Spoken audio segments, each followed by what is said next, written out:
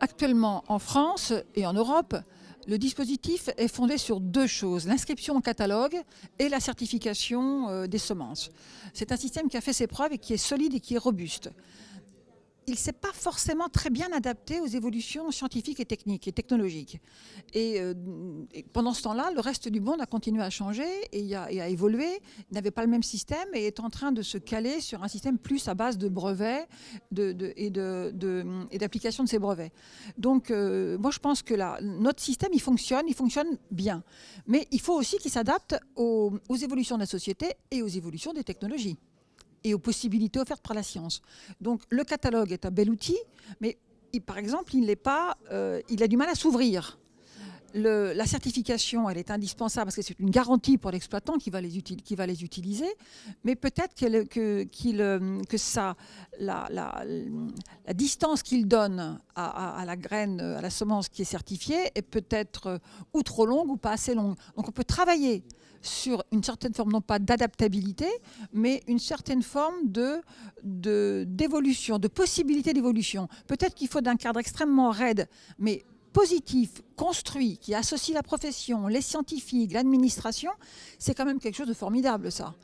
Le monde agricole français et européen, et surtout français, a construit un système de dialogue. L'inscription au catalogue et la certification sont des outils de dialogue. Par moment, notre système, peut-être sous l'influence du législateur ou du politique, c'est pas la même chose, même si au bout du compte c'est le politique qui légifère, a peut-être été ou trop laxiste parfois, ou trop rigoureux, ou trop anxieux d'un autre côté. On est dans une société qui est qui vit dans l'angoisse de l'avenir aujourd'hui. La France a toujours été un pays, notamment dans ces matières-là, d'innovation, de changement, d'invention. Et je crois qu'il faut qu'on le reste et qu'on y revienne et qu'on ait moins peur de l'avenir. Et donc, réutiliser ces outils magnifiques que sont le certificat d'obtention végétale et l'inscription au catalogue, les réutiliser, mais les replacer dans une dynamique qui soit conforme avec l'évolution de la génétique et de la génomique, l'évolution du big data et ce que fait le reste du monde. On ne peut pas continuer comme si on restait tout seul. Mais on a de grands semenciers en France, on a de grandes maisons agricoles, on a cette capacité à être à la fois travailler sur des grandes semences à caractère universel, tout en sachant qu'aujourd'hui, il va falloir nourrir à l'échelle mondiale plus de monde, mieux.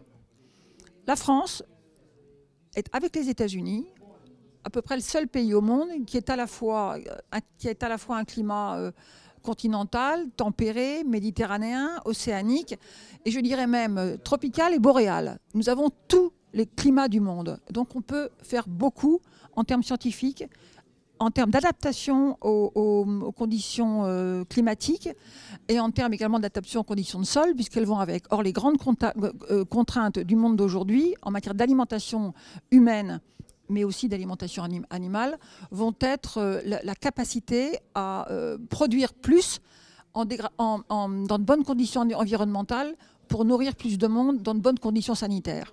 Ce n'est pas simple, mais on est capable de faire ça. Alors faire évoluer des outils qui ont fait leurs preuves, je crois que c'est nécessaire. Aller avec un grand saut vers un système qui serait dit international sur une base de brevetabilité du vivant me paraît aujourd'hui s'asseoir sur des compétences qu'on a et qui ont fait leurs preuves et qui sont efficaces parce qu'elles sont partenariales et partagées.